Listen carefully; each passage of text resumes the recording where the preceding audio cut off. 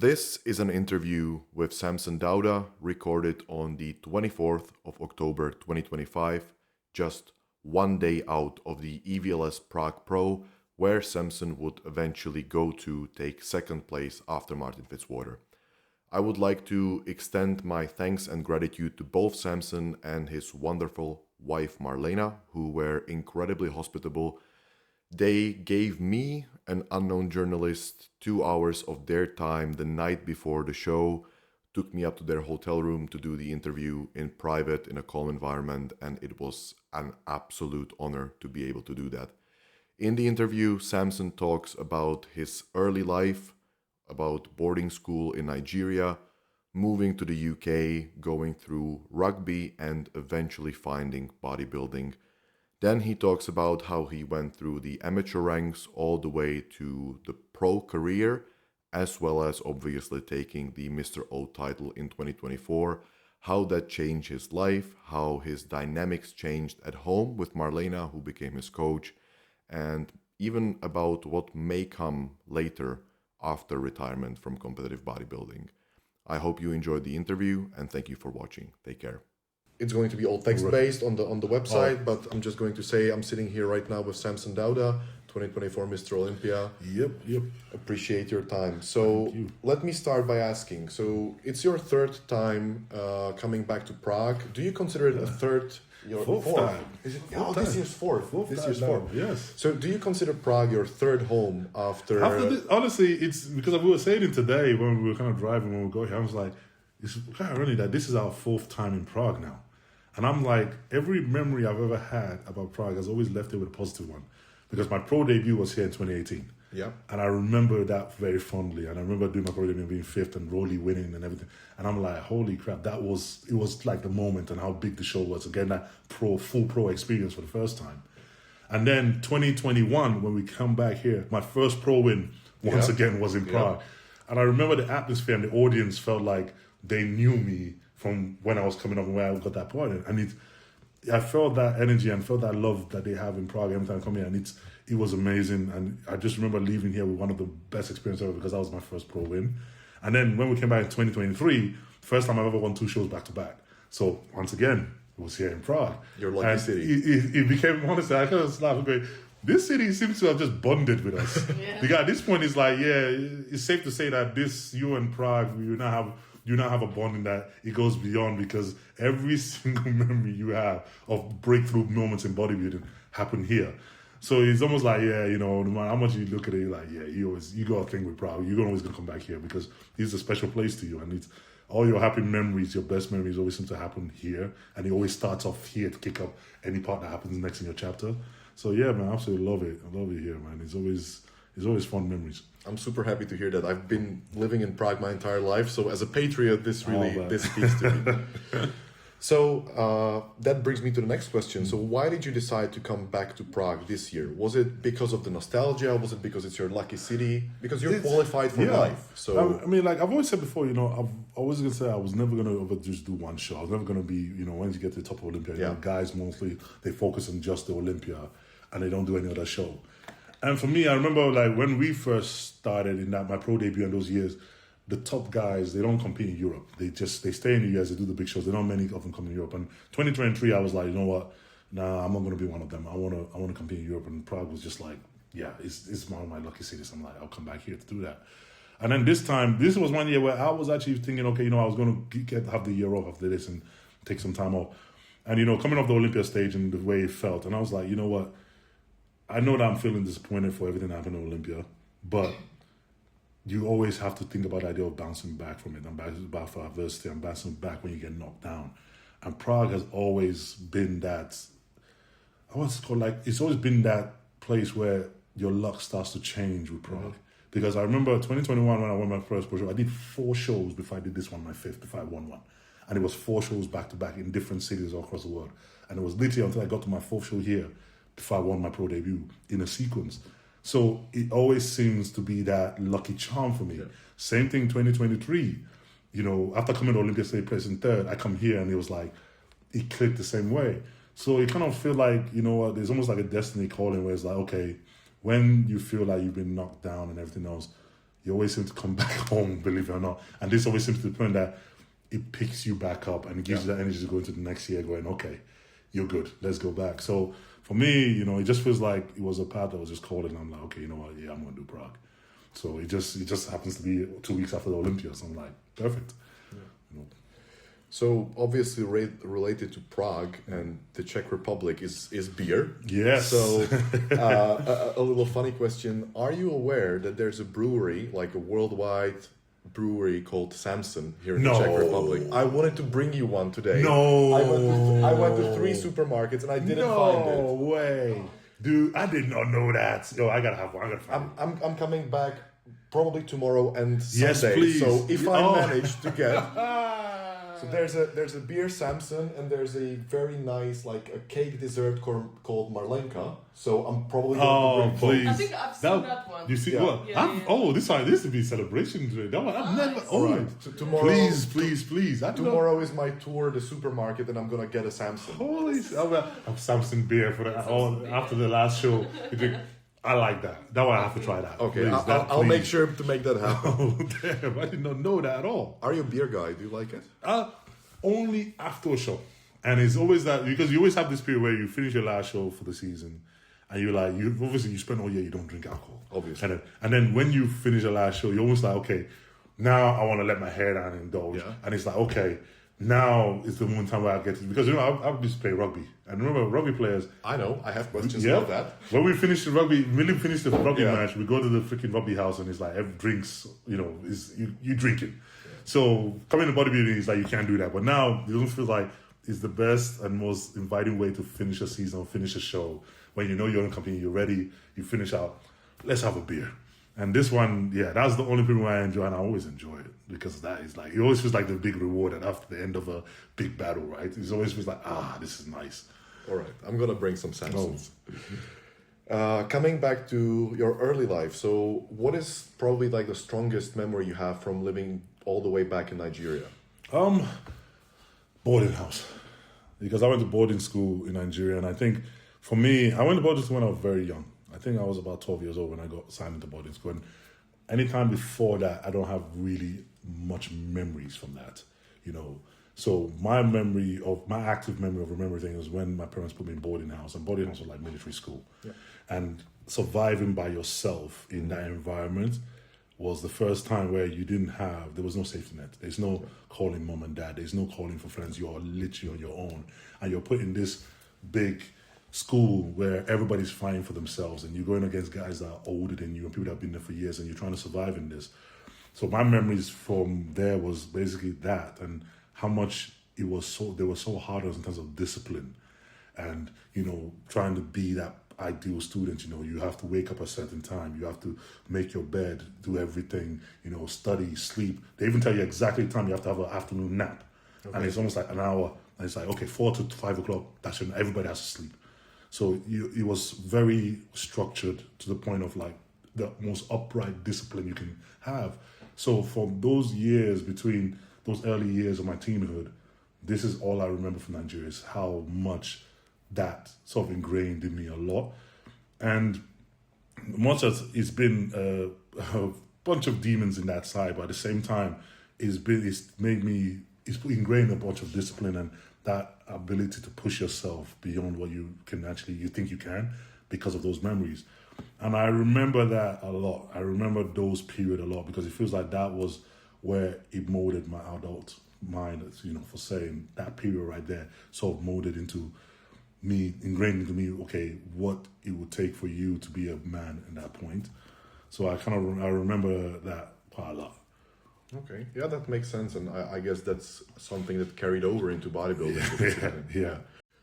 So continuing on, that was your probably the earliest and the strongest memory, and I guess it gave you a lot of discipline, everything. Yeah. Are you still a handyman? Are you still, with the maintenance work and all of that stuff? Always, like in the house, working on the house, anything. I know most people like, you have the skills you've done over years and years and years of working that job, and then you don't have to do it anymore. But it's still passion, it's still something you like doing. So when you're around the house, instead of like calling somebody to say, hey, my tap is broken, my light is not working, this is not, well, I got my tools, I got everything else. I'm a work. You picked a good one. It's nice. There's a reward. I mean, you must know there's a reward in being able to fix something with your hands yourself. Yeah, it is. Oh, absolutely. There's a reward in that, being able to fix broken things and stuff. It takes a lot of time and money as well. No, but especially, I'm useless. I'm absolutely useless. Yeah.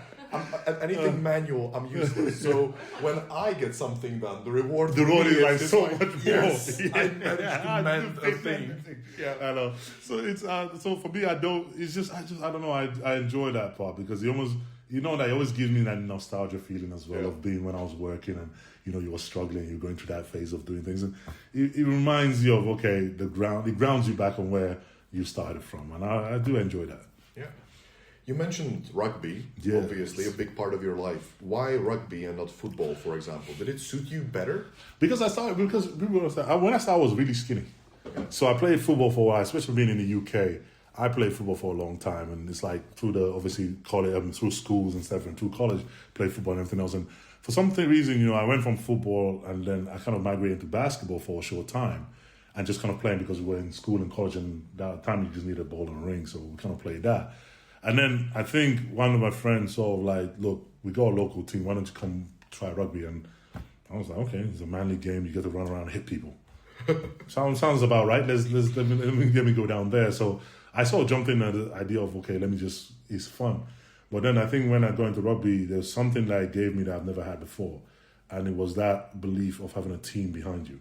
Because for most of my life, it's always been I've always felt like isolated and alone and sort of introverted in that sense. But when I came to rugby, being around big guys and older guys at the time that was supporting to you, and they were saying, man, yeah, you can do it, man, you can run fast. And they really, they filled you with confidence because they have this thing of telling you how good you are, telling you what you need and and they have this belief in you. And I've never had that before. And getting that from those older guys and telling me, you're well done, man, great job. Yeah, even when you miss, it's like, come on, you're great, that's fine. Dust it off, let's go again. Having that was something that I've never felt. So it made me want to work harder for them. When we go in a team, we're going out for a game, it felt like we're going to war. Okay, it's gladiators, our team versus the next team. We got to fight, we got to break everybody down. We're doing this for the guy next to you. And there was that camaraderie that came in rugby that I've never had in any sport before. The team spirit. The team spirit, bonding. It really fired me up. That was something I was like special. And then you finish from there, you go to the bar, you have a drink, and you have this whole full building of a team that it was something I've never felt before. It was something I've never had before. So for me, it made rugby special in that sense. So that sort of did it for me. And then obviously when I started sort of getting better at that, and they were telling me, okay, you need to put on some more size to be able to really take a hit and everything else. And I started going to the gym. They were one of the people that told me that, hey, have you ever thought about doing a physique competition? Because we were in the changing rooms after a game. Yeah. And they're looking at me going, you're getting jacked, bro. Like, you ever thought about doing a bodybuilding competition or something like that? There was one guy who told you that. Yeah, right? And I was like, no, of course not. Well, it's like, okay, you're looking a bit like, you're looking nice, you're looking jacked. Okay, all right. Didn't really think much about it and just kind of dismissed it off like that. But they believed in me in that sense at that time where I've never had someone believe in me before. They started giving me a taste of what it's like to have somebody really think, yo, you're good. You're good at something, keep your head high, pick yourself up. And that for me was something I sort of really never had and it felt special. So that for me was what really pulled me into rugby and really made me feel like, I love this sport. That's what I want to do that time. So what else drew you from rugby into bodybuilding? What was the main impulse? So because obviously rugby, if you were going to do rugby, it was because I remember I was doing both for a little time. I was training and trying to be bodybuilder and rugby at the same time. And I remember it got to a point where I was kind of like, I think someone said to me going, you won't be able to do both. Yeah. You're either going to get hurt doing rugby and it's going to affect both rugby and bodybuilding, or you're going to have to pick one. And with rugby, you're already past the age where you could actually go professional with it or go even further with it. Mm-hmm. But with bodybuilding, you got all the time in the world. You can actually achieve that. And it was like, okay, which one do you want to do? And it was like, okay, you know what? This is sort of a no-brainer at this point. So I was like, okay, you know what? I'm going to do rugby. And, we all said, I remember the guys in the team all messaged me and they were really supportive of me doing that. And taking fact, rugby players are like, yo, you're going to do bodybuilding, you're going to stand on stage with your pants. Oh, this is not man. What thong? What kind of manly? Well, so I was sort of afraid, I was sort of worried that they were going to say that to me when I thought I was going to do bodybuilding, but it was the other way around. They were like, man, dude, go for it, man. Yeah, we're proud of you. Go do it. And that sort of like, it sort of made me feel really good about it. It felt like, okay, so maybe this is something that, I can actually take and progress on. So from that point, that's when we kind of decided, I was like, okay, I want to do bodybuilding. This is going to see how far this can take me, Okay, makes sense. Now, comparing, the Olympia to the Olympics, you started with a sport. Yeah. So do you still follow like the top edge of sports? And do you think that these two worlds can be compared in a sense, Olympia, Olympics? I mean, in terms of sportinghood, you're talking about the idea of being in the pinnacle of any sport is taking the human body and pushing it to the most extreme to get the most extreme result from it. It's the no holds bar, the best of the best. You trying to take something to the absolute limit, pinnacle of it. Be it whether you're running 100 meters, be it where you're trying to build muscle to the point where it's not humanly seen as possible. They're both pushing the body to the most extreme. So in that note, is still something that I've always strived for, is the idea of, okay, you got this gift, you got this talent. It's your job to now manage that challenge and try to find out what the pinnacle of it is and taking yourself to the most extreme and the most, how far can you go with it? Yeah. I could have been easy, I could have been running, I could have been playing, football, anything, but the mindset will still be the same. You've been blessed with this talent. Can you take it to the utmost extreme? That's what bodybuilding is for me. It's like, okay, you've got this talent, you've got this. Now, let's find out how good can you really be. Can you take it to the absolute top? Yeah. So in that mindset, both as a bodybuilder or as an Olympic athlete, I think that mindset is the same. We still have that ability to want to push beyond what anybody else can before and take ourselves to the most extreme in it. And do you have a favorite athlete or team in a sport? I mean, now I'm watching Formula One a lot for fun. Okay, so now watching Formula One racing a lot, which is something I've done the past year now. So obviously Max Verstappen and Lando Norris and those Formula One guys. But in sport, I've always gone from sport, whether it's boxing, I always followed Mike Tyson for a while when I was into boxing. When I was watching rugby, a lot, there was a guy, Chris Ashton. He used to play for England. I used to be a big fan of him as well. So in every sort of sport I've watched along the line, there was always someone that I sort of attached to and go, oh yeah, I want to follow be their what they do or their mindset or anything else. He always drew me to those guys that I see. They have that sort of that mindset of, okay, good is just not good enough. They want to be the best at something. And that always seems to draw me when I see that. And I always seem to kind of migrate to guys that I like that and sort of be fans of guys like that. Yeah. So, yeah. Would you fancy your chances in any of the Olympic sports? Oh, no. Not today, but if you could go back. If I could go back, I probably would. I mean, because at some point, he got picked for scholarship in basketball when he was younger. And you did? Yeah. He was that good. And rugby went to the Olympics in 2016. So. Oh yeah, but I mean, if rugby, I would have fucking loved to do that, to play rugby at Olympics level, and I think I definitely would have loved to do that at the time. But it's not something, I don't know, for some reason I never look back on those decisions and thinking, okay, either or. Yeah. I always think that you have a path, and the path you're going on is something that will take you to wherever you decided to be. And it would have been nice to see that part of it, but then it's like you find where that path won't take you, and you just got to work hard to make sure that you achieve it. All right, yeah, that makes sense. You stay in your path that you chose, and you're looking forward, not back. Yeah, that's good. Now, coming more towards bodybuilding, winning the Mr. Olympia title for the first time, do you feel it changed you as a person, or mentally? Yes, yeah, it really does. I mean, you have a life goal. You might, because from one point you start bodybuilding, I didn't come up with this whole belief. I didn't have that sort of self-belief. Some guys, they start off and be like, I'm going to be the best one day, and they go with it. I never had that kind of belief system at all. Mm-hmm. It was always like, okay, I know I can train hard. I know I can push myself. I know I have the ability to be good at something. I know that. How good? No idea. Yeah. But I know that if you want me to work hard, I can work hard. So when you come into bodybuilding, it was like, okay, you're blessed with this talent, you're blessed with the ability to work really hard. But how far can you go? So first it's like, okay, it'd be nice to be a pro bodybuilder. Work out 3 years, become a pro bodybuilder. Ooh, this is unique. Okay, it would be nice to be able to walk on the Olympia stage and say, okay, in my life, I became one of the best in the world at this. I made it to the I Olympia. made it to Olympia. I'm one of the best bodybuilders on the planet. That already was like, how many people get to say that in a lifetime? So for me, that was the drive. So throughout my whole pro 2018, 2019, 2020, 2021, it was, okay, if I make it to Olympia stage. So when I won my Olympia qualifier here in Prague, it was like, yes, you're going to the Olympia. You are one of the best in the world. And that for me was just like life goal achieved. Wow, this is it. You did it. All that work, all the sacrifice, that's the result. Wow. And then we go to the first Olympia, and I'm like, okay, but where in the top in the world would you place?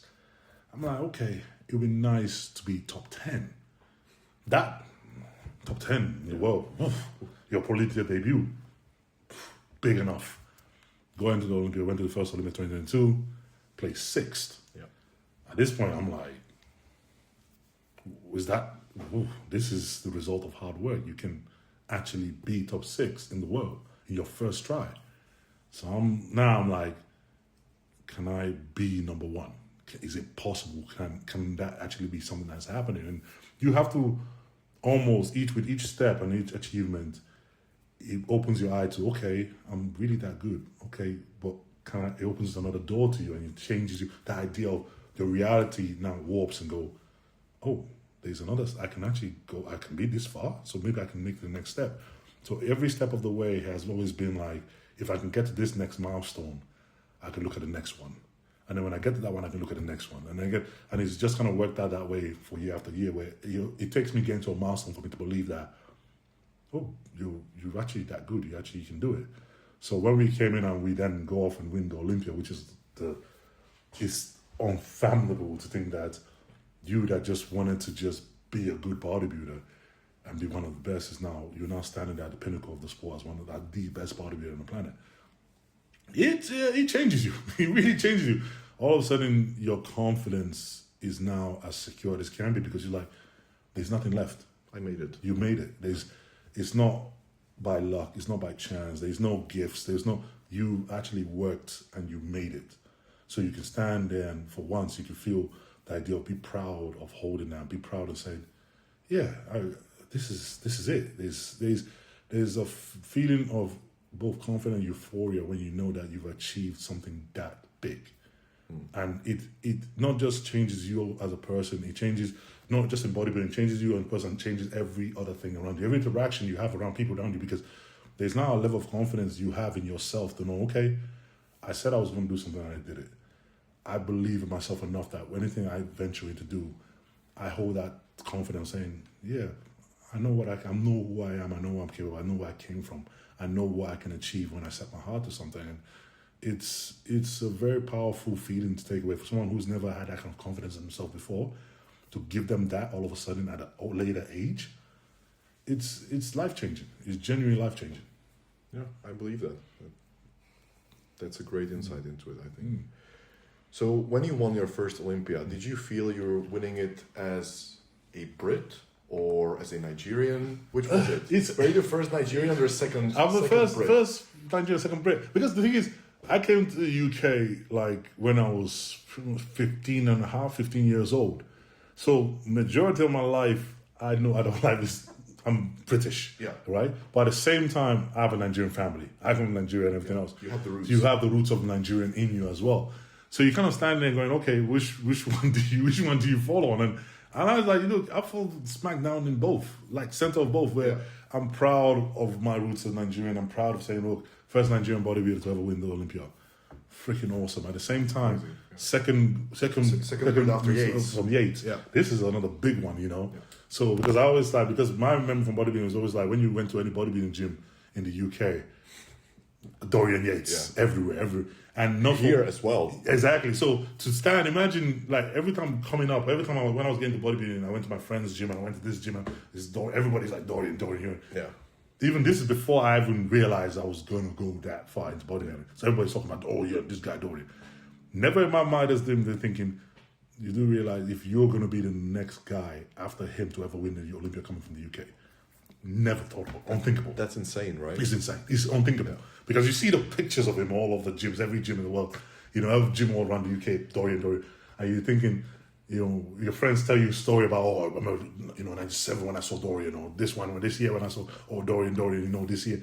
And you sort of hear the stories and all the antics and watch the videos, and you never stop thinking, going, you'll be the only guy to win. Yeah, I'm following. You're following that path. Footsteps in a way. Yeah. It's strange, but when you stop and talk, going, holy shit, this is big. This one is okay. That's one that I think I'll forever be proud of. Okay, that's awesome, and that's basically my second question, which was, for you personally, do you feel a higher pressure representing Africa or Nigeria or Britain? And I think you answered that, Britain, right? Yeah, after Yates. Yeah, because as you said, it's after Yates. It's like, where do you go from there? Like this is your whole idea of bodybuilding started in this threshold right there. So people in the UK, they've looked at this thing, this guy that's done it, and then you're the first one since then that they've ever had has even come close, and then you've done it as well. Yeah. So it's not necessarily pressure for say it's pride.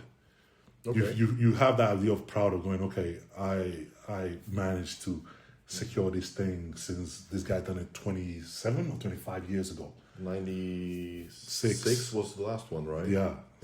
So in that time, you're the only person that's ever gone all the way to achieve it. It's a lot to take on. Yeah, he was basically a deity, right? Yeah, exactly. Exactly. This is bodybuilding royalty. So it's it's an amazing feeling. So following that, how was the, let's say, the response in both countries, meaning Nigeria and the UK, to you winning? Was it different? It was extremely different from both, because one thing I did not expect, especially Nigeria, because I haven't been in Nigeria in a long time. I grew up in Nigeria as a kid, and I've been back to visit now and then, but I've never actually been back since I even started bodybuilding. Okay, like that. So I didn't think that most people in Nigeria were aware of who I was or anything. But I remember, like, after we won the Olympia, the amount of noise and the amount of fans and everything else, and so many reaching out for me from Nigeria, I was like, whoa, what? You guys didn't expect that? I wasn't expecting it. Okay. It was how much of it as well. Because I had uncles, aunts, and everything else saying, look, everybody here chasing me up. They want interviews, TV channels, all these people, they're all chasing me up. They want to speak to you. They found out that I'm related to you. And I'm like, what? And my dad is calling me going, look, I got news stations chasing me up saying that, can they talk to you? Can they talk to you? I'm like, this is what? And I'm seeing in the freaking Nigerian newspapers that you're on the freaking front page. Yeah. I'm like, I did not expect that at all. I just didn't expect that it was that big a thing over there, that they would pay that much attention to it. So when you saw that, I was like, holy crap, like, wow, okay. That one shocked me, because it was a more unexpectation of it, where I just did not see it coming. Yeah. And when it happened, it was like, okay, that was new. That was new for me, and it was private. It made me feel happy. It made me feel like, okay, you know what, that's something that, from your home, they remember and they see you like that. And it felt special. That has to be, eye-opening in a way. Oh man, it really was. It really was. We just never thought about it. You never thought that they were paying that much attention enough to actually see it, and they would take that on board like that. So for me, it was definitely new, and it made me feel good. It made me feel like, okay, prideful about it. And it's like, okay, now, I want to go back to Nigeria. I want to go visit. I want to go spend some time there. Have you gone since? I haven't been able to go since, no. All year, I've been traveling everywhere. So Nigeria is one place I haven't gone. This year was actually, towards the end of this year was one year I was actually going to say, okay, we're going to head back there and actually do it. But now it's going to probably be the start of next year, or towards after the Arnold next year. That's after March, right? Yeah. So I'm glad I definitely want to go back and go visit. It's been a long time. I think 2012. So it's been a long time. So I definitely, I'm now along the idea of I want to go home and go visit.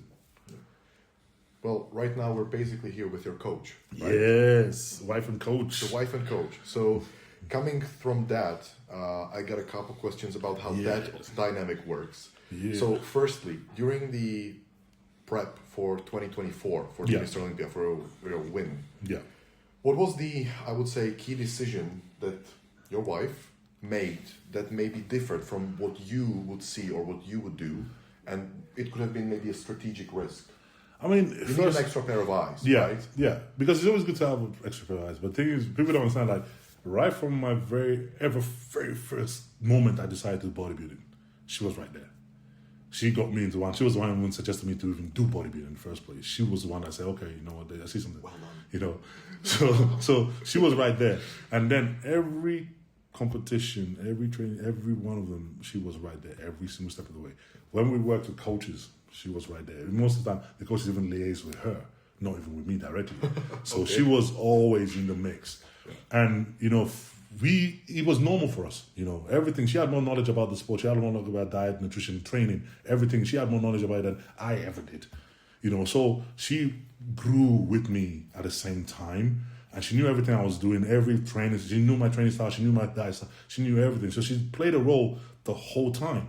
So when we even had a coach and we were working with him at the same time, most of the time they would send my plans to her, not to me. And we're like, okay, have him to do this. And she would give feedback, oh, how's he doing? Okay, he's like this and he's looking like this. And she was there to go through her. And she was always more pragmatic and level-headed than most of the coaches. She didn't panic under pressure. She didn't fold. She knew the plan. She always kept us on track the whole time. So when, you know, 2024, we finished the Arnold Classic, and it was like, okay, what were we going to do to find out what coach we were going to do to move forward? I sat there and I just started going...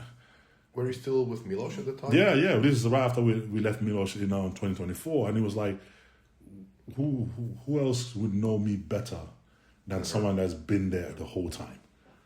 It was pretty much a no-brainer at this point. I'm like, well, instead of you finding somebody to learn you all over again, and how many shows would you have to go through before they finally pick out how your body works and what doesn't work?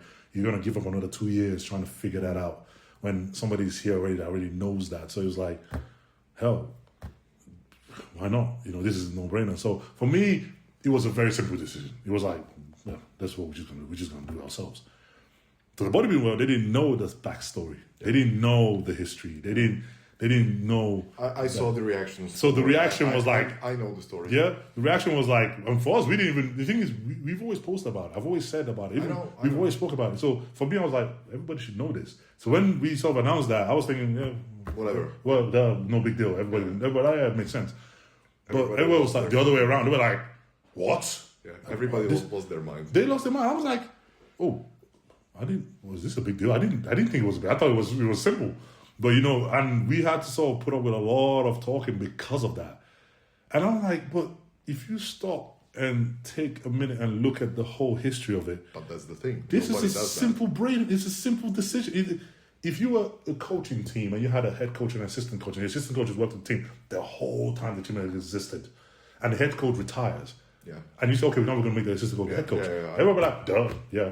So I'm like, this is a very simple notion, but for some reason they made it a more of a bigger deal than it is. I'm like, okay.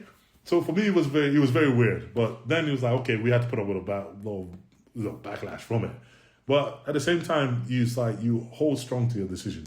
Just like you've made a decision, you made it you've thought about everything, not just the upside. You thought about the negative side. You thought about everything and said, look, an informed decision based on all the information you have. This is the most informed decision you can make, and that will give you the best results. So when we made that decision, it was like, okay, we know, regardless of the noise, we know that this is the best decision you can make. So when we went into the prep for the Olympia, it was like, everything clicked, just the way we sort of planned it to, and everything sort of worked out. And then the result happened when we come to the Olympia stage, and everyone's like, oh, she actually does know what she's doing. And you're like, oh, yeah, you know, so it sort of makes sense, and it makes everything sort of like, look, it also made the prep simple. It made things simple. Because no matter how much it is, there's only so much a coach can see when you send them a photo. There's only so much someone can be when you send them a video and say, oh, this is the plan. It's a lot different when you're standing there and you're with them every training session, every meal, everything. You get to see a lot more than just that moment of few seconds in a picture or whatever. So having somebody that can be there with you the whole time, see you when you look good, when you look bad, when you're up, when you're down, when things are working, when they're in with you the whole process, that's a lot of information someone that's prepping you can take away to make an informed decision. No, I can relate. You know? Like I told you, my wife was the one who's competing. And exactly. I say our, but her coach, Yeah. our coach in Yeah. a way, guess who we texted most of the time? You. Yeah. Yeah. go. You So, see? How, So you know. how is Stephanie doing? How is she looking? There we go. How's her mood? How's her energy? There we go. Yeah. So- You have a liaison Yeah, basically. exactly. And for most couples that are doing this sport, especially level, your partner is always involved in it. Whether you like it or not, they're always involved in it with you. They're always there with you because you're in prep is hard. 24/7. 24/7, you have to be around that person in prep, and you have to be there when they're not just great, but when they're also horrible and they're going through. You have to be there to hold them together in the hardest of times. So you're going through this experience with them. You're not just sitting back and watching. So when bodybuilder has a wife that's involved in it, they're not just sitting there just like, okay, Yeah, go to the gym, have a good day. Yeah. They're with you in it. So She's not on the sideline. she's not on the right side. in there. She's right in there, and then when they have the knowledge to actually do this, they know how the body works and how your body works and how the diet and everything affects you. It makes them the perfect coach. Yeah, that makes sense. So that makes her the perfect coach, but at the same time, do you feel there was a change in your relationship where you, let's say, officially stepped up to be the coach? Not really. The thing is, we've always had For us, there was nothing. there was nothing changed. We were just more shocked about how everybody else viewed Yeah. it. We're like, wait, what? Why are you guys? So we sort of like, for us, it was like, because she don't say the bed going, well, if I make a mistake and I bomb it, what are you gonna do? Divorce me? So it was like, yeah, nothing changes. It doesn't matter if we fail, we fail together. If we win together. It's pretty much you're in it together anyway. There's no, That's the right mindset. Yeah, if it's a coach, you'll be like, okay, maybe I need to look at another coach, or maybe I need to find out. No, but you're partners. You in it together. You share everything together. You share the both. There is no okay. You have bad showing, and it's like, okay, I'll see you tomorrow. I'm going to go home now. You go deal with that misery yourself. They're there to pick you up together. So you share everything together. So for me, it was just our relationship was just like, yeah, okay, we've been doing this. We've been going through the ups and downs together our whole career. Yeah. So this is, if anything, this makes it a lot easier because it's like, well, we know how this feels when it sucks, and we know how this feels when it feels good. So we've already created our relationship anyway. So it made it a lot easier.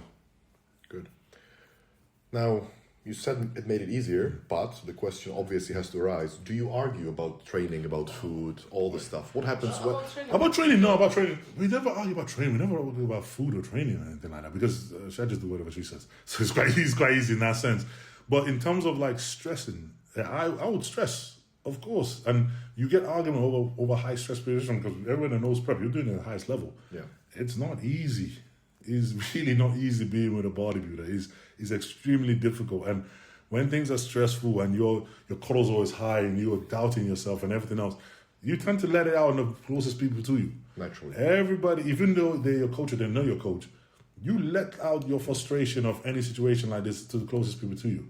So in that sense, it's like you try to not make an excuse for it because it's still not acceptable, but you're in it together.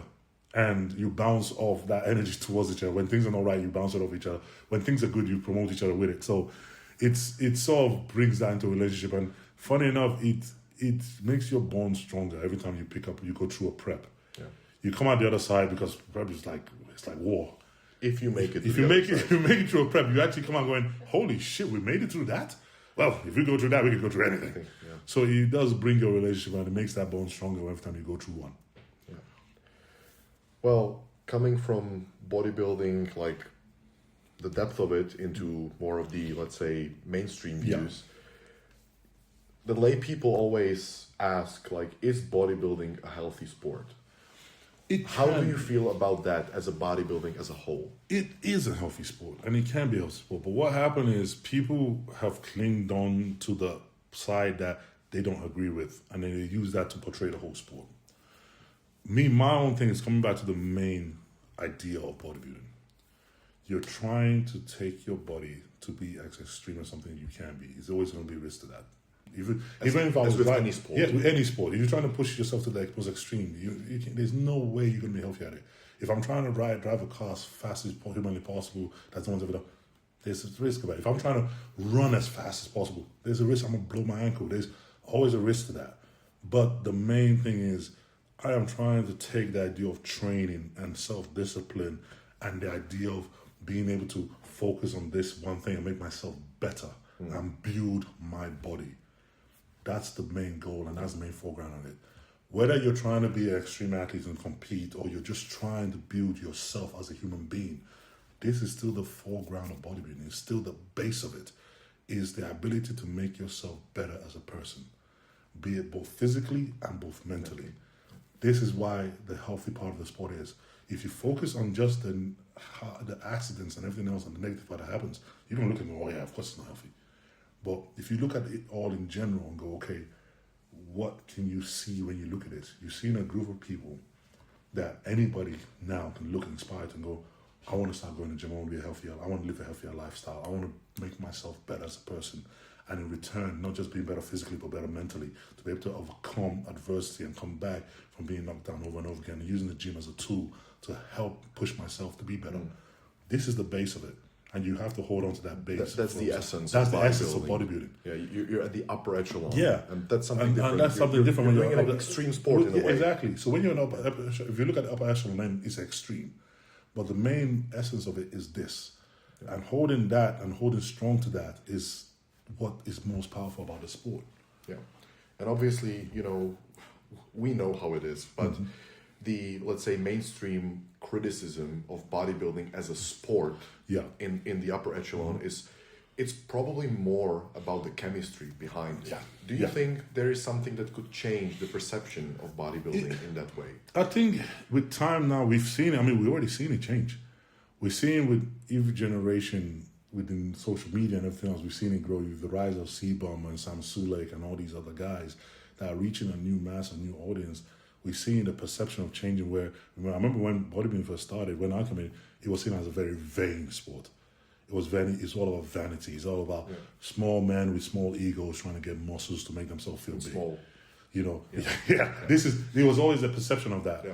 But over the years, we've seen that perception change a little bit. Personality comes out. Everything comes out. Oh, now it's becoming more acceptable, and now fitness is now being more global. And the idea of the YouTubers and the influencers and the health phases is now seeing that become more global in that size of it. So yes, the chemical side is going to be something that's always going to be a sensitive issue, but we need to understand that is for the top of the upper echelon of it. For someone who just wants to be healthier and be a better person and be better and healthy in that way, you don't even need to even look that way. Yeah, you don't have to. You have all the tools right there in the basic form. And it's trying to stay strong enough to that part and not get caught up. Because at the end of the day, bodybuilding is not just building your body. If you think about it just building your body, then you will get sucked into that part of it. But if you think about it as in, I'm building my body and in return, I'm building my mind as well. Lifestyle. When you build a lifestyle, it gives you confidence. When it gives you confidence, you're confident in yourself. You don't need to prove anything to anybody else. So if I'm saying, okay, I want to get to 85 kilos and I want to be ripped. Once I get there and I'm like, that gives me a lot of confidence I'm able to achieve this. And that confidence goes, well, I don't need to prove anything else to anybody else. I've done this. I'm happy as it. This is that ability of knowing, okay, this is the foreground of where you need to hold in strong and stay there. And not get to the point where that confidence now becomes something worse, where it becomes vanity and it becomes the idea of, okay, you're chasing something that is unachievable. Approval, probably. You're chasing more approval. Yeah. This is where the line now gets blurred and it gets hard, is the search for approval from external factors instead of approval of yourself internally. This is where the sport is always tipping that line, and this is where it becomes more dangerous. You've talked about bodybuilding as, let's say, a lifestyle, as a mindset. But the sport, do you believe that it can be, in a sense, viewed as art? And many guys who are, let's say, into posing a lot, they present it as art, right? Movement and everything. How do you feel about it? I think there is an artistic part of the sport, It's you're taking something, the human body, to this form where you're molding it to look a certain way. Be it whether you're trying to mold it to look like an aggressive mass monster like this ogre, but it's still an art form where they if you're trying to mold it to be like a Greek god and this beautiful lines and small waist and beautiful structure and pose it first, that is another art piece of itself. But it's the beauty in the human body of how does it look when you can sculpt your body like a sculpture and make it into this thing that people can look at and go, wow, the work and everything that goes in it, the way it flows. This is the artistic part of it. And it's the displaying of it, but the sporting part is what happens to what you do to get there. Yeah. So, your intention when you step on stage, you've talked about Yates and you know his famous quote, I don't want him to say, oh, that's nice. I want him to go look at it and say, what the fuck is that? Yeah. So what's your intention when you step on stage? Is it to, let's say, present the physique or to shock the judges? It is to shock. My point is, I want to bring a physique, a mass. You know, you've had the mass monster and you've had the aesthetics. Yeah. But have you had someone that has both equally? There. That is what my intention is. I want to bring a physique that comes out and people go, what the fuck is that? But then you go, but that's so beautiful. Yeah. Is that part is what I'm trying to achieve? Is that a mixture of both insane mass that just looks absolutely godlike, out of this world, but at the same time, beauty in it as well. And having that both mixed is what I want to achieve. That is my envisionment of what the physique I want to walk up on stage where people look at it and they just go, I don't know how someone could be that big and have such a small waist and have that line, that aesthetic at the same time. It's not done before. And that's what I want to really achieve. That's my personal opinion, obviously, but like in 2024, that's exactly what I felt when I saw the pictures start coming out from the prejudging. Yeah. I was like, this is something that we've probably never seen before. Yeah. I myself, I love the mass monsters. Yeah. You know, I'm a huge fan of Marcus. Yep. I love Jay. Yep. I love it. But when you stepped on stage, is that and you had that incredible fucking mask, but then the flow still mixed. That was incredible. And it's that to be appealable to say, okay, you can stand and hit a front door and look like an aesthetic, beautiful aesthetic, but then you hit almost muscular and going, holy shit! With poses you transform from one to the other because your body appeals to both. And for me, I just love the idea of being able to do that. So both pushing the mass and holding on to the aesthetic at the same time has always been my vision. To be symmetrical, but yet to be a freak at the same time. I remember waking up 2024 during the Olympia, and that's exactly when the pictures started coming in from prejudging. It's obviously the time shift, right? Yeah. So I'm waking up, the pictures are coming in, and I turn to my wife and I say, well, we have a new era. Yeah. Because this is yeah. And I truly want to bring on that new era, the next era of bodybuilding, where it's not just, is it a mass monster era, is it an aesthetic era? No, it's both. Yeah. And I want to carry that era and be like, okay, from this point on, if you want to go up to beat Mr. Olympia, you gotta have both. You both have to be massive, and you have to be pretty and pleasing to the eye as well, not just one or the other. And I want to be able to sort of push that forward and say, okay, you can, because it's always been almost like for the past, it's almost like either or. Yeah. And it's you can be massive and have this, you can't be big and have a small waist, you can't be, but I want to show, no. The new era, the new generation, it is achievable to have both. It is doable. And for me, that is my ultimate goal in body. Before my time is done, I want to get the most extreme part of that and say, okay, right, I've done it. Yeah, I love it. It's awesome. So, 2 questions about competing right now. Yes. What about last weekend? And let's skip over the result. Mm-hmm. But this year, the battle was between 3 Mr. Olympias. Yes. Right? You had yourself, Hadi, and Derek. Yeah. Which has not happened for, if ever. Ever, yeah. Probably ever. Yeah. How did it feel being in the top 3 of the champions? It feels, we've battled head-to-head now. It's starting to feel like forever. But we've battled head-to-head now for 3 Olympias or 4? Jesus. 4. I think 4. Yeah, so now we fight for... So that has always been like, you can imagine, every time we get on the stage, my mindset was, okay, you know what it is, man. You know the guys you're going up with, well, let's get ready for a fight again. And from the prep and everything else, you know who your rivals are going to be. You know the guys are going to be. And you know who you're going to go up against. And it's okay, these are the guys you need to overcome. So time and time again, this is always was kind of got into you and you've played in it, you played onto it. And I feel that this year, what happened was this year is we sort of tried to play their games instead of playing our own. Like I just said to you, my goal is to be the ultimate mix of physique, both mass and aesthetic. But in the same time, where we've lost the Arnold and we lost show to them guys based off just one aspect, which is conditioning, you feel like you gotta have to have that as well to beat them and everything else. And by chasing that, you got sucked into it. You lost this. Yeah. That was a big mistake on our part and a big mistake on my part as well, for me to play their game when it's like, that's not... You should be playing your own. You should play your game. That's not your strengths. What are you doing? Yeah. And, you know, when you spend time going off stage and people, the feedback is always like, oh, you lost or you didn't do well because of this. I'm an athlete. You tell me that, everything you tell me, if you tell me to go, that's a nail, I'm a hammer, I'm going to go after it.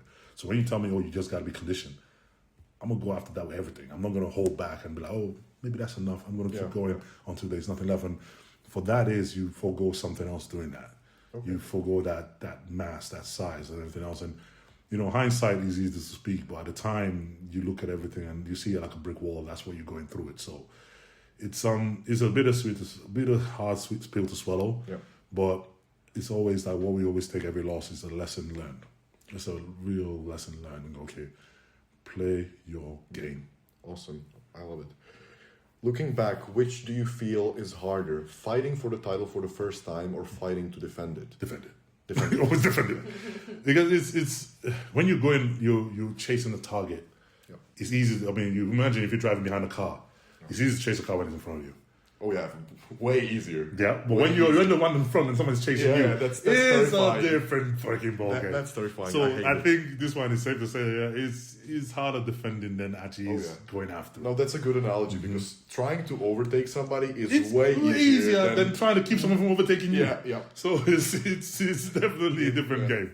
You know. You've talked about your point of view on what you try to bring to the stage. How do you feel about the judging standards right now? Are they changing in a way? It's the way I feel like, you know, the judges know what they want and know what to bring. And, you know, when you can have a criteria on paper. Okay, we want this, and this. That's what we want. When people walk out on stage, it is very hard to sort of pick that criteria and paste it onto the stage because everybody looks different next to each other. Mm-hmm. Someone can walk out on their own and they can take all your criteria and go, size, yep, conditioning, yep, shape, yep. And then someone else walks next to them and they're overwhelming in size, but they don't have the condition or they don't have the shape. Yeah. But then you're going, I can't stop looking at that. All of a sudden that criteria shifts. Yeah. Or you can have the other way around. Someone comes in ridiculously conditioned and they might not have the shape or anything, but they have that condition. And your eyes just can't stop looking how freaky it is. So that criteria shifts. So you got to always understand that when you're sitting at a judging table and you can have your playing right criteria. Remember, they're not looking through a phone. Yeah. They don't have 5 an hour to zoom in the photos and look, what's going on here. It's a live impression. It's a live impression. So when people walk out on stage, you have seconds to decide what you're seeing. And it's very hard to judge in that level when you're talking about splitting hairs. Yeah. So the criteria might be set, but it's different when they all stand in front of you. Yeah. That criteria can shift, and you can't always guess where it will shift to. It's just based off whatever stands in front of you. Yeah. All right. We're almost done, but if you want to call it a night, I can get out of your hair. That's fine. That's fine. How you feel, man? Yeah, feels good. All right. You've had your eras, right? You had your rugby era. Yeah. You had your coming up in bodybuilding era. And then you have your, let's say, being on top. Yeah. Do you have a specific meal for each era? Like a biography like you developed as a... Well, as a meal or as a... Well, which one exactly? Like if you have a... Well, if there's something you ate every single time before a rugby match, now you had something that helped in your preps coming up, and there's something else now. I probably didn't really think about that, you know. I think I never actually thought about it. I mean, when you're doing rugby, you know, is everything that comes on your plate goes, man. Be it the kebab, be it the burgers, be it the... It's like, yeah, I'm just going to eat.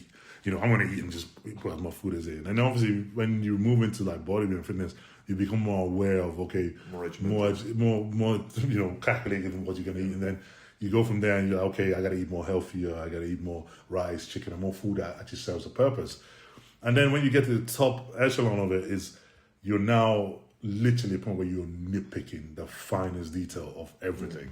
And that's when you're in the most extreme area in terms of meals. Like everything is calculated. There's no guessing. There's no, even when you think, okay, you can have a cheat meal. Now you have to, calculate, how much sodium. There we go. How much is it? So you're hardly ever in a point where you're completely not thinking about food in one way or the other. Especially when you're here, you're like, okay, if I eat that, I'm gonna get away, but I might look like a water balloon man tomorrow. So I'm like, even though you know it doesn't matter, it's still in the back of your mind. You can't switch it off once you have it, you know. So it's it's one of those things. You received the biggest prize in the history last year at the Olympia, financially speaking. Has it secured your future in a way, or do you invest or do you want to build something with what you get from it? I want to build something because we already invested. So I bought my gym last year. I mean, that was something I never, I'm going to say my wildest gym, I never thought I would own a gym, a private one that belongs to me. That's my lifelong dream. Oh man, I couldn't even think about that being something that is possible. I just thought, okay, I would like to buy a house, a nice house for a family that I can retire in and be like nice and everything. But we bought a house last year before the Olympia, and I was like, great. And then you won the Olympia, it's like, holy shit. What do I do with What do I do? And I was like, first and foremost, like, I'm buying a gym. I'm getting it. So you went off and you invested and you bought your own gym outright. You own it, it belongs to you. And that for me was like, holy crap, this is insane. You own a gym. You own it. It's not something that sinks in very quickly. Yeah, it doesn't compute. It doesn't compute. Like, you own the gym, you fully loaded, it's fully stacked just for you to train. This is mine. This is yours. Oh, that is I like that feeling. I want more of it. So I definitely want more of that feeling. Yeah, I want that. More of that. Yeah, I can appreciate that. I think people want to know that the prize money, there is a lot of tax. Oh, yeah. I know. It's the US, so... Yeah. So there's a lot of tax that is taken away instantly. I know you're not taking home $500. And then also there's conversion from US dollars to British pounds. So it's like half it. That 600,000 is less than half. Yeah, I know. It's crazy, but it's still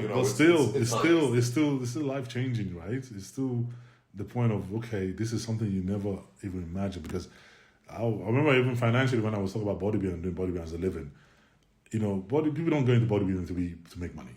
You go into for passion. You can't do that. It's not the right mindset. It's not the right mindset. You don't go into bodybuilding thing. If you want to make money, you go into a different sport. Bodybuilding. So my one was always like financial. I always thought, okay, imagine if I could just make a living doing something I love. That's it. Yeah, just a living. Just make a living. Doing something. Not need to have a job. No, just this. Yeah. And that was for me was freaking more than enough, because now you're doing something you love as a job. Yeah. I mean, how many people can say that in a lifetime? Yeah. So how's the saying? Do what you love for a living. You never have to work a day in your life. Yeah. So this was my forte. Is like, if I could get to that point, that would make me happy. I never thought that it would be at the point where you can actually, be successful to this. Build with it. Yeah. So for me, it blew my mind. My mind's been blown like 2 years ago in terms of doing this sport. My love for it has just blown out, because it was something I never knew that was possible. So, I wake up every day, no matter how much the bad day you have or struggles you go through, you look at it going, you realize what you do for a living and what you've achieved with that. And you got to stop and smile and go, fuck, a lot of people would literally kill for this. Yeah, literally. A follow-up question, which is obvious, and especially Marlena, you said right now about the prize money being cut in half. So the question is, how does it work in bodybuilding? Does the win bring the lump sum, the most of the money, or is it more about sponsorships, products? What's your game plan for security after you retire, after you get off the stage? So obviously, one thing, you're a brand. That's one thing people need to understand, especially for up and coming bodybuilders. They don't understand this. They sort of you're building a personal brand. The moment, yes, that is your brand. That is the most valuable thing to you, is building your brand. Everything you're gonna make in this sport, in terms of financially, it comes off your brand. So that's your forte. So if you're going to get sponsorship or anything else that you're going to have whilst you're competing and after you compete, is based off your brand and your image of that. So you have to be very mindful in terms of how you treat people and what you do whilst you're there, and your integrity and everything else has to mean a lot, because your brand is that's everything. That's everything. Yeah. So that is one main thing I always got to tell young people to get into, is like, start understanding that you're building your brand. Yeah. This is your most valuable asset, is that as your name, your face is your brand. Yeah. So get yourself out there as much as you can, work as much as you can, do your social media, do everything else, because this is what is making you money in terms of sponsorship and everything else. The prize on stage, competition prize, is the big lump sum payment. It's like, I always say, look at that as the bonuses of your hard work. Yeah. Look at those as your bonuses. Yeah. Okay, so great. When you have a big lump sum like that, you can then invest in something good, because you're having a big chunk. Okay, now you can invest in one thing that you probably will have to save up for. Great. But in terms of day to day and month to month and trying to secure yourself, that your brand is the most important thing right there. You have to build that, and you ain't gonna be able to do this forever. Yeah. So what you have right there is what you're trying to secure yourself in that aspect while you can. So building that brand is not only whilst you're competing, it's while you're done competing as well. Yeah. So always kind of think about the future in that sense. Yeah, your brand, that's your salary. Yeah. The prize money, that's like It's your commission. Your commission, yeah. It's basically that. Yeah. So if you kind of look at it in that sense, you go in with a lot more eyes open. You go into the more okay, I need to know what I'm doing and how I'm doing it, And I always tell guys, look, don't ever let ego get to you. Don't let your ego block you from doing things. Because I remember when we started and everything else, I wanted to be around the world.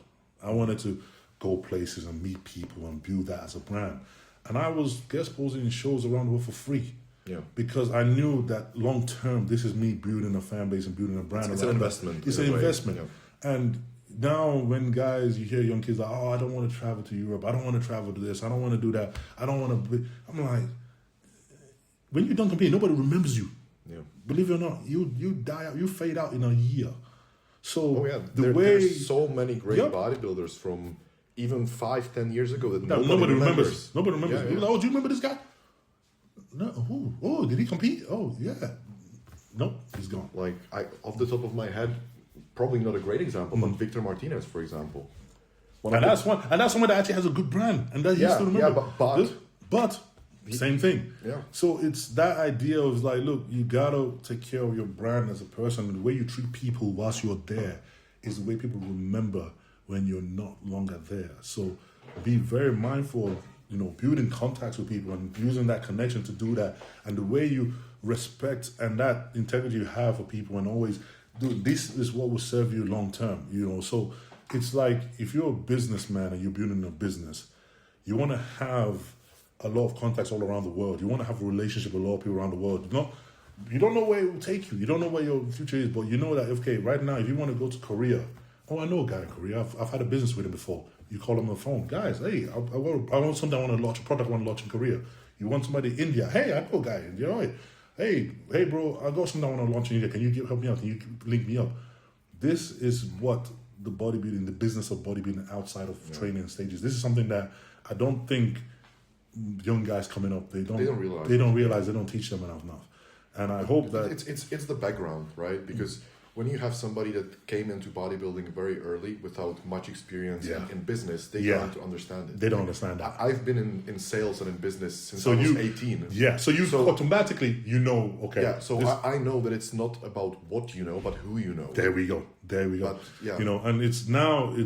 and I'm hoping that guys are looking at an example and they're saying, okay, this is how you do it. I've had guys contact me and going, how did you do? And I said, look, this is what you got to do. And give them advice on that. But it's something that I had to learn because nobody else was speaking about. Nobody told me. We had to do, okay, right, what do we do to make money and how do we do to secure a future in this? It's like, okay. Now, you said secure. And that's my next question. So you mentioned your personal brand. We've talked about that right now. How do you assess, let's say, a business risk when it comes to your personal brand? Like, what would stop you from working with someone, a brand, a coach, a bodybuilder? Like, what's your way of protecting your personal brand? You do your research a lot. Yeah. No matter what you're doing with anybody, you do your research a lot. And look, today is easy. You got a phone in your hand. You can research anything. A company approaches you and they say, okay, we're interested in no collaboration for this. Okay, sounds good. Send me your Instagram. Oh, we don't have an Instagram. Yeah. Red flag. Red flag. Oh, they approach you. Oh, we got this product and it's everything great. You go in the company, you look in the. You don't just look on Instagram. You got freaking what do you call it, Trustpilot. You got a lot of people. Yeah. You look at the comments. You look at the reviews. You look at that. You're going, this looks funny. You kind of affiliate yourself with that stuff. Yeah. You see what they represent. You see what the company is about. You see what they stand for. You see if it ties, it goes with yours. Same thing. Clothing company will reach out to me in the past where I've gone in and going, okay, they're a big brand, they got that, but I look at the clothes and going, I know that's not my style.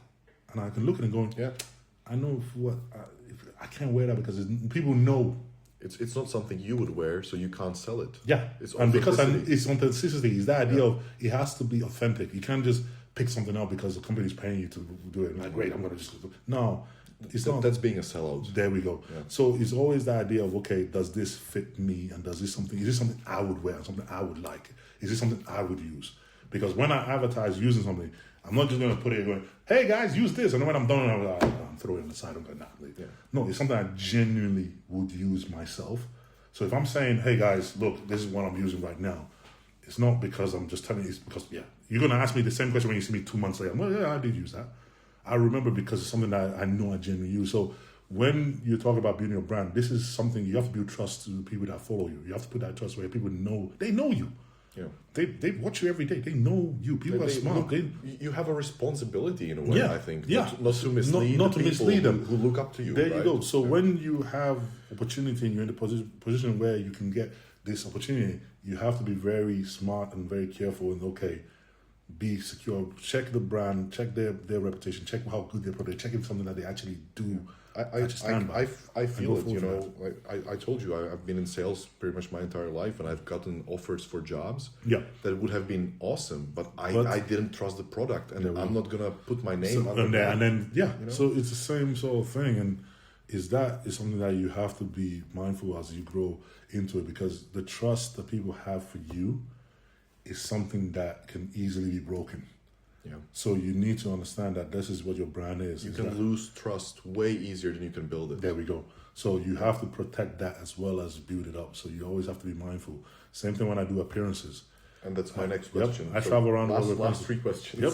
I travel around the world, do constant appearances everywhere and everything else. Same thing goes there.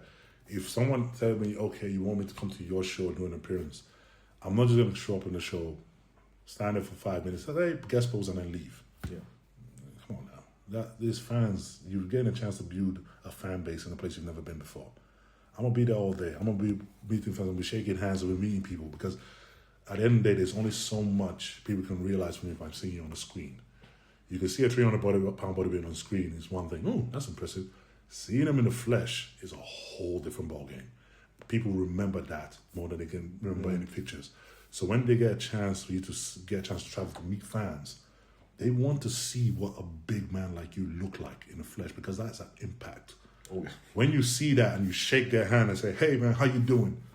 They remember that. So tell me about this is why I travel. This is why I spend so much time going to these places. So they don't just know me from what they've seen on the screen. People actually say, oh yeah, I remember 2023, I saw him here. Oh my God, he walked out. And we were like, oh, what the hell is that? And he came out and he shook my hand. And I'm like, gee, those are memories that are authentic memories that people hold on to. In a way, I think you have the power to change lives. Not to exaggerate, but you really do. But you do build, you build that. If you see some of the messages he gets, he does change lives. Oh yeah, I'm sure you do. It's powerful when you understand what those little things, as small as it might be for you, you know what it means. Because I know, because I've been in the other side of it. I've been there where I've stand in the queue for hours waiting for a fan, waiting for a bodybuilder I'm looking forward to. Yeah. And having almost not meaningless but very shallow interaction. Not personal. Not personal at all. And it leaves a sour taste. It makes you feel like it as a fun. It makes you feel very It makes you feel like you don't wasting this people's time. You're like, oh, I've followed this guy for years and I get to meet him and it's like it was a very shallow experience, and it doesn't leave a good way. So that's why I told you I like Pavel so much. I mean, he's a genuine guy. Nice. He's a genuinely pleasant human being to be around. Yeah. And even though he's not the best in the country, but you know him for that. Yeah. But you know him for that, and his brand is impeccable. There you go. And this is what the experience I know that I want to have every time I go somewhere. People meet me. It's like, okay, I'm gonna meet you. I'm not going to just stand here and shake your hand. Oh, that's a great photo. Bye. I'm going to meet you and I'm going to talk to you. I'm going to try to remember some details about you. So that's awesome. So it's a lot of work, but it's what else are you going to do with yourself? Yeah. So those things mean a lot. And I know what it means because I've been on the other side, receiving end of it. Yeah. So I'm like, no, I want to make sure if someone meets me, they have an experience to walk away with. I mean, you get to live the life that you've dreamed of. So if the least you can do is be a nice person to your fans, then very much. That's exactly it. So and you can't help but smile when you give someone that experience. You can't help but smile and feel good in yourself. Man, that was a great experience not just for him, but for me. I enjoy that. I mean, I started like a teeny tiny project of mine regarding bodybuilding last year. This time last year. Nobody in the Czech Republic really has any, I would say, decent knowledge about PEDs and stuff like that. Yeah. it's either behind the paywall or Yeah. it's bullshit. And you Yep. know, I've been involved in that with my wife competing, my friends competing. Yeah. I've never done it, but I've always Been- wanted to. yep. But unfortunately, my digestion is the worst in the world. Yeah. So I genuinely I can't do it. So Yeah. whatever. I live through my friends. Yeah. And I said to myself, you know what? Fuck it. I want to do it. I've been in media my entire life. My father's been a journalist. Yeah. He's the one who got me here. Wow. And I said, look, I'm going to do it. I'm going to do it for myself. Yeah. The content I would want to see. Yep. I started doing that. And over the year, I built a tiny community, 1,500 people on YouTube. It's tiny, but for this country, it's not bad. big. And the feedback I get from the people is just incredible. And, you know, I didn't even want to come to Prague Pro this year Yeah. because I'm super busy. But Yeah. like 10 people texted me, we were hoping to see you there. Yeah. And I was like, I have to go. Just For that aspect. I'm of insignificant. I'm a tiny insignificant guy, but in a way, Right, you you know, feel- I feel a responsibility. If somebody gives me the time of their day to Yeah. listen to my fucking bullshit video for 15 minutes, then I what have is to it? go. What is it for you to go there? Yeah, And this is yeah. honestly, this is exactly what it feels like. And it's like I was gonna say like same thing when I get messages constantly on Instagram. I get loads of messages on Instagram, and I'm constantly replying to my message all the time. Yeah, that's And awesome. I'll get messages going, "You're replying? What? I don't believe you. Is this really you?" I was like, "Yeah." But the thing is, I always say the thing is going, "What? This is for all the support and all the people you get that support you and they go through your journey with you.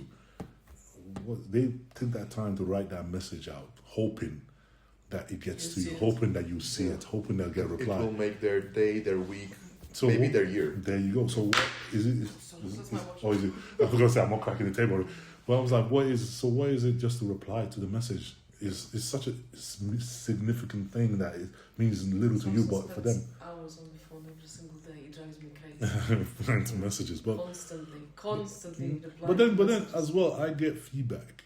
You know, Oh, yeah, that's I put out content.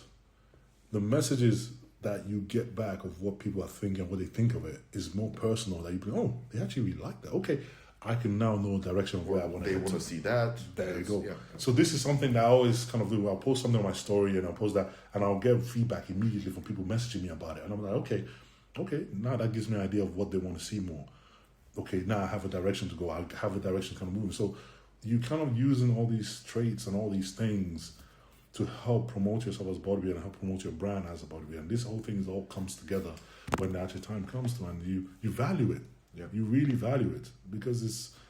I mean, I bet any company would hope that they can do the same and get that instant feedback for a product they're about to release. And okay, this works, and so you get to do that right there. So it's like, yeah, it's an easy and nice thing to have. All right. Last question of the night. You've mentioned, you know, you can't do this forever as a sport. You have to retire Oh, yeah. sometime.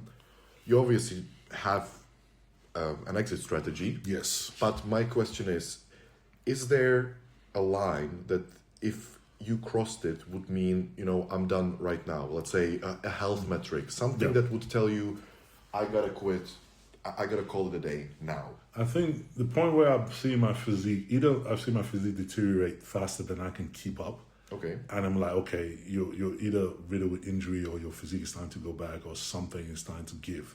I think that's the point where I'll probably stand back and go, okay, right, that It's time to go. it's time to start going. I don't want to be the guy that's still hanging on the back of the queue and thinking that there's going to be a second win somewhere. It's like, no, as you said, yourself as an athlete, yourself as a brand, yourself as everything else is knowing the right time where you have to throw in the towel and say, okay, right, I have reached my limit and this is it for me. I can't go any further if I try. Don't know where that is, but I know at that point is where I'm be like, okay, when that time comes, I want to be able to see it and going, okay, so this is it. And I'm hoping by that time comes, I've already secured a future where I'm like, okay, I don't need to try to hold on one more, 2 more years just to now plan my retirement. No, I'm like, okay, we already got that in check. Exit strategy. Now You I'm need good. to I'm have good one. to go whenever I need to. So hopefully, you know, I want to be able to sort of see when that time comes and you're like, okay, yeah, you've had a good run, you've achieved it all. You can leave with a smile and go, well, thanks guys, thanks for having me. This has been an amazing journey, and you can walk away with a smile and have no regrets and no point of looking back and feeling any kind of bitterness or any kind of, oh, I should have done this about it. You want to leave with a whole heart going, that was an amazing road. That was an amazing journey, and I'm leaving this here with a big smile on my face as well.